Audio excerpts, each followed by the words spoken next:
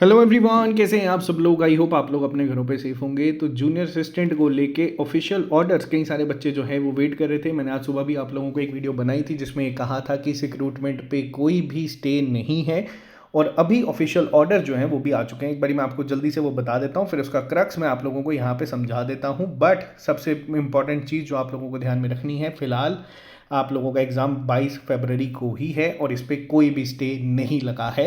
ये चीज़ आप लोग ध्यान में रखिएगा। तो जैसे कि आप लोग ये देख सकते हैं, ऑफिशियल गवर्नमेंट के कोर्ट के तहत ये ऑर्डर जो है निकाला गया है, जिसमें अगर मैं आपको क्रक्स में चीज़ें समझाऊं तो आप लोगों ने देखा है कि पहले भी रिक्रूटमेंट वहाँ गई थी जिसमें जेकेएसएसबी को ये डायरेक्शन दी गई थी कि आप लोगों को जो रिप्रेजेंटेशंस आई हैं आपको एक बारी उनको सुनना है और उसके बाद आपको डिसाइड करना है। तो फाइनली कोर्ट ने ये कहा है, जेकेएसएसबी को 4 हफ्ते का टाइम दिया है ताकि वो इसको सुने, जो भी इनके पास बच्चों ने चीज़ें कही हैं, रिप्रेजेंटेशन जो भी इनके पास आई हैं, और डिसाइड करें कि उस पर क्या एक्शन लेना है। और कोर्ट ने ये कहा है कि ये 22 तारीख से पहले जेकेएसएसबी को करना और कोर्ट को इसके बारे में इन्फॉर्म करना है कि अगर उन्होंने डिस्पोज करी है रिप्रेजेंटेशन तो उसके लिए भी आप उनको बताना। अब देखो, एक सिंपल सी चीज़ मैं आपको बताता हूँ जिसको लेके जेकेएसएसबी जो है अपने यहाँ पे पॉइंट पे होती है। आप लोग जूनियर असिस्टेंट की ऑफिशियल नोटिफिकेशन उठाना, उसमें पॉइंट नंबर 20 जो है वो लिखा गया है, finality of decision of the board. अब यहाँ पे चीज़ क्या लिखी गई है और ये ऑफिशियल नोटिफिकेशन में मेंशन है कि decision of the board in all matters related to eligibility, acceptance और rejection, penalty for false information, mode of selection और कंडक्ट ऑफ टेस्ट या फिर एग्जामिनेशन जो भी है वो फाइनल और बाइंडिंग होगा कैंडिडेट्स के ऊपर, और जिसको no inquiry correspondence in this regard will be entertained. तो यहाँ पे ये चीज़ जो है वो क्लियरली मेंशन भी करी गई है जेकेएसएसबी के द्वारा, और ये जो है ये जेकेएसएसबी जूनियर असिस्टेंट की ऑफिशियल नोटिफिकेशन में भी मेंशन है।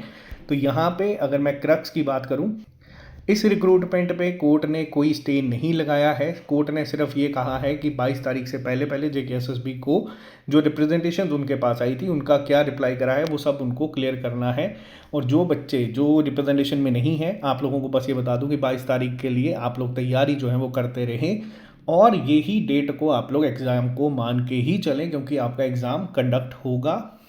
और ये मैं आपको अभी भी बता रहा हूँ, बाद में आप लोग ये मत कहना, क्योंकि मैं डे 1 से आप लोगों को ये चीज़ बताया जा रहा हूँ जब से कोर्ट केस की चीज़ें आनी है, कि डिस्ट्रैक्शन से जितना हो सके उतना आप लोगों को बचना है। अपना दिमाग आपको उन्हीं चीज़ों में लगाना है जो आपके लिए इस समय प्रोडक्टिव हो और आपको एग्ज़ाम में हेल्प करे।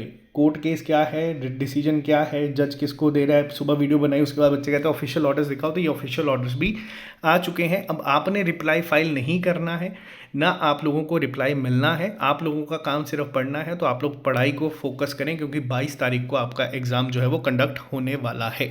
इस सब के साथ साथ जो टेस्ट आज हम लोगों ने अपलोड करा है, पिछले टेस्ट के कंपैरिजन में जो 26 को था, बहुत ज़्यादा बच्चों ने इम्प्रूवमेंट दिखाई है। और आप लोगों को बस अपनी तैयारी को इसी तरीके से खींच के रखना है ताकि जब आप लोग एग्ज़ाम में बैठें तो आप लोगों को ये चीज़ें जो है वो फ़ायदा दे के जाएँ। बाकी ऑल द वेरी बेस्ट। और हर एक बच्चे के लिए एक रिक्वेस्ट है कि सिर्फ और सिर्फ अब ये 15-20 दिन पढ़ाई पे फोकस होना चाहिए। बाकी मिलते हैं जल्दी नए लेक्चर के साथ। Bye bye, take care, see you soon.